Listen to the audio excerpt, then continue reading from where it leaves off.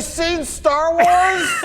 Due to the uncertainty of the world and the global pandemic, Disney has revealed they are delaying a lot of the future movies on their slate, like Mulan, the Avatar sequels, and of course, the next 3 Star Wars films. The original release dates for the 3 Star Wars films were in December of 2022, 2024, and 2026. Well, now each film has been delayed exactly by 1 year, with the new release dates as follows: December 22nd, 2023, December 19th, 2025, and December 17th, 2027. It should come as no surprise to anyone who follows my channel that the 2022 Star Wars film is not happening.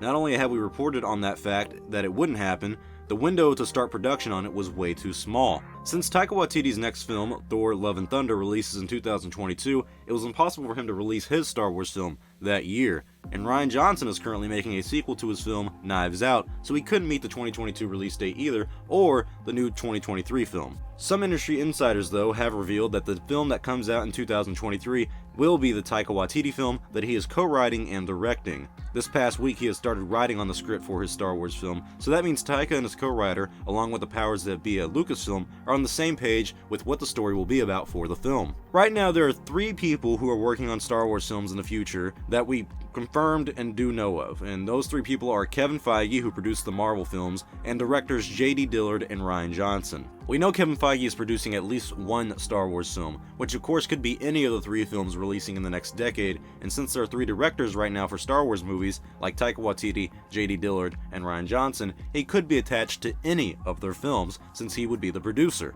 J.D. Dillard was reportedly picked as a Star Wars director this past February this year, but we don't know if it will be a theatrical release like the 3 films confirmed right now, or if it will be a Star Wars movie that goes straight to Disney+, which would be very unique and different. Of course, there is the controversial Rian Johnson, who is still getting a Star Wars trilogy despite what all the conspiracy theorists online will tell you. Everything from Lucasfilm and Rian Johnson himself had pointed at his trilogy still happening. So if his Star Wars films do happen, in the near future at least, they could start in 2025, which makes the most sense because, like we already said, he's currently working on his Knives Out sequel. But if Rian is getting a Star Wars trilogy, that means they have to add at least 1 more release date for his 3rd film to end the trilogy, which I would predict would release in 2029, and that would likely be on December 21st, which would mean we would get 4 Star Wars films this decade as opposed to the 5 we got last decade.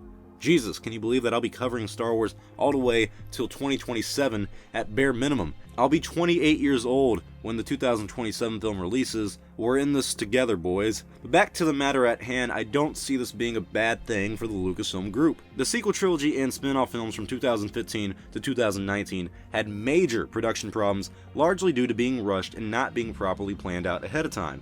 Lucasfilm now has 3 years to plan out the next 3 Star Wars films, and we know they won't stop at 3 either. If they stuck to the 2022 film release date, that would have given them a 3-year gap between the films, and now it's been extended by 1 year, and we have a 4-year gap between 2019 and 2023, giving them an extra year of wiggle room. So there truly should be no major production problems like delays or director changes mid-production, because now they have plenty of time to get things right. We're also sticking to the 2-year time gap between each film's release, like we did with the sequel trilogy. And if Lucasfilm wanted to add a spin-off or 2 in there, they pretty much could do it. They have plenty of time to work with, but I think they'd rather put those on streaming platforms like Disney Plus instead of risking a potential flop like Solo: A Star Wars Story.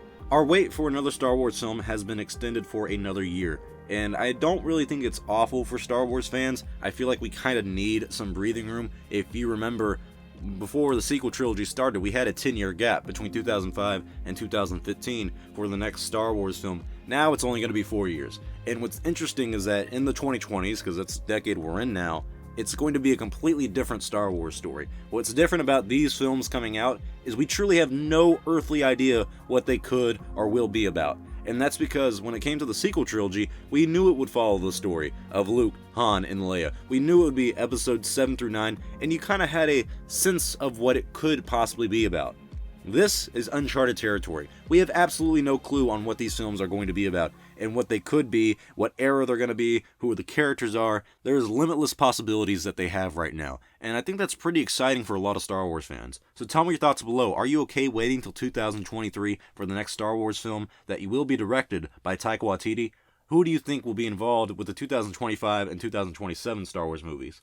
J.D. Dillard? Rian Johnson?